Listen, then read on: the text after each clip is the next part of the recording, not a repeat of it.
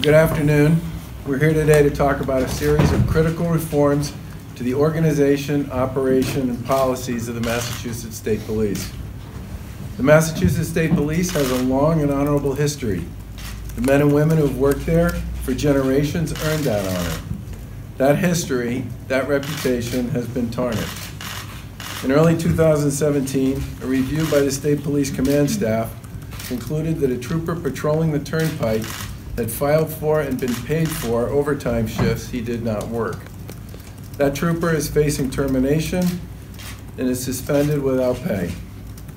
The program he was part of, the Accident and Injury Reduction Effort Patrols on the Massachusetts Turnpike, was immediately terminated, and an investigation was initiated involving all the troopers involved in that program. In November, Colonel Gilpin expanded and accelerated that investigation, and 3 weeks ago, more than 20 troopers were charged with filing for overtime shifts they did not work in 2016. The Colonel forwarded the results of that audit to the Attorney General, Maura Healey, to determine if criminal charges should be brought against these troopers, and scheduled duty status hearings for about 20 of them.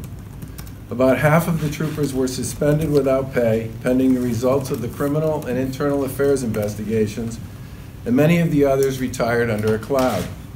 If either investigation determines they are guilty of these allegations, they should lose their pensions. The Colonel and her team immediately extended the Turnpike audit into 2015 and are now auditing other overtime shifts across the Massachusetts State Police over the past several years.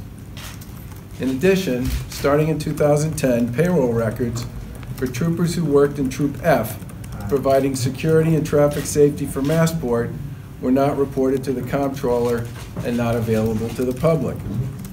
Once this omission was discovered, all parties worked quickly to report that information to the comptroller, who then posted it on the state's website.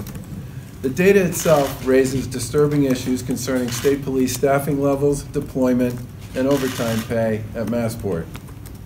The Colonel, Secretary of Public Safety Dan Bennett, and the command staff at the Massachusetts State Police have developed a comprehensive plan to address the supervisory, accountability, and transparency issues that have been raised by these events.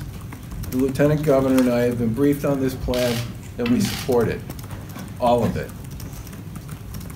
As part of that plan, I've ordered the Colonel to turn on the automatic vehicle locator devices in all Mass State Police vehicles.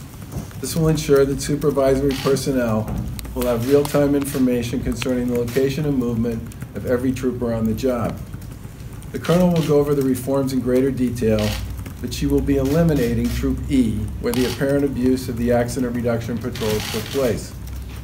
Staff from Troop E will be moved to other areas, and the job of patrolling the pike will be a shared responsibility with far greater oversight and greater accountability. There will be a 30-day review of Troop F, which is primarily responsible for the unique mission of protecting the airport and the ports, to determine optimal levels of staffing, deployment, and assignment. As part of this, I'm requesting that the Colonel look at the plan for the Boston Police Department and the State Police to work together on ensuring the safety and security of the seaport. Most state police officers do the right thing, and many put themselves in harm's way on a regular basis to protect public safety. The work I'm informed about on a regular basis and the memorial ceremony I attended recently for the late Thomas Clardy is clear evidence of that. However, restoring public trust to an agency that has so much day-to-day contact with the public once it's been bruised is not easy to do.